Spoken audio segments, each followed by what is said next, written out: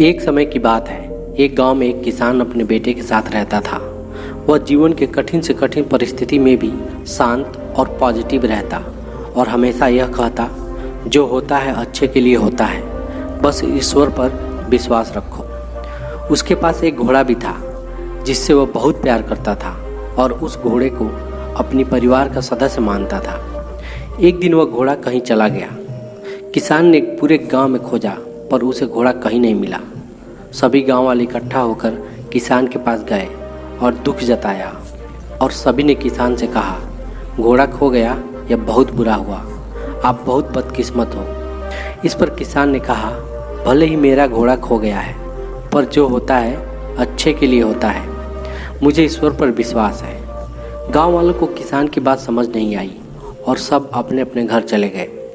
महीने गुजरने के बाद वह घोड़ा वापस आ गया और वह अपने साथ अपने जैसे कई और घोड़े भी ले आया था। सभी गांव वाले फिर एक बार इकट्ठा होकर किसान से कहा, अब आपके पास बहुत सारे घोड़े हैं, आप कितने खुशकिस्मत हो।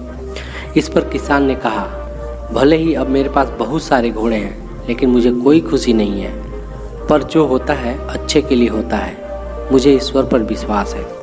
गांव वालों को किसान की बात समझ नहीं आई और वो सब अपने अपने घर चले गए। किसान के बेटे ने घुड़सवारी सीखना शुरू किया पर वह घोड़े से नीचे गिर गया और उसकी पैर की हड्डी टूट गई। सभी गांव वाले फिर एक बार इकट्ठा हुए और किसान से कहा, शायद बहुत सारे घोड़े का मिलना अच्छा नहीं था, इसके कारण आपके इकलौते बेटे की टांग टूट गई, आप बहुत बदकिस्मत हो। जो हुआ बहुत बुरा हुआ। इस पर किसान ने कहा, भले ही मेरे बेटे की टांग टूट गई है पर जो होता है अच्छे के लिए होता है, मुझे ईश्वर पर विश्वास है। गांव वालों को किसान की बात समझ नहीं आई और सब अपने अपने घर चले गए। कुछ समय बाद राज्य में हमला हो गया।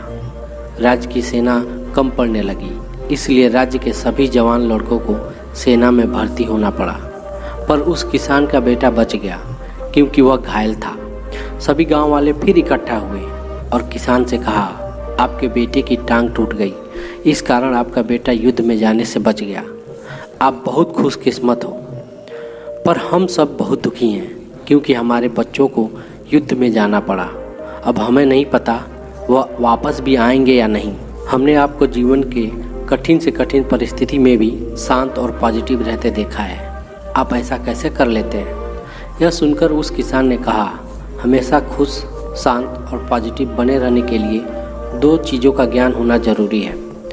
पहले, लोगों की बातों को ज़्यादा ध्यान मत दो क्योंकि लोगों की बातों को ध्यान देने का मतलब अपने खुशियों की रिमोट कंट्रोल दूसरे के हाथ हो जाएंगे, और अगर आप लोगों की बातों पर ध्यान दोगे तो आपका दिमाग अशांत हो जाएगा और आप अपने जीवन के ज़रूरी कामों में ध्यान नहीं दे पाओगे। दूसरी बात, कभी भी किसी घटना को अच्छा है या बुरा है नहीं कहना चाहिए क्योंकि जिस प्रकार किसी पुस्तक के केवल एक वाक्य को पढ़कर यह नहीं बताया जा सकता कि पूरी पुस्तक अच्छी है या बुरी, इस प्रकार जीवन के किसी एक घटना को देखकर यह नहीं बताया जा सकता कि पूरे जीवन के लिए अच्छी थी या बुरी, क्योंकि आज अच्छा लगा कल बुरी साबित हो सकती है।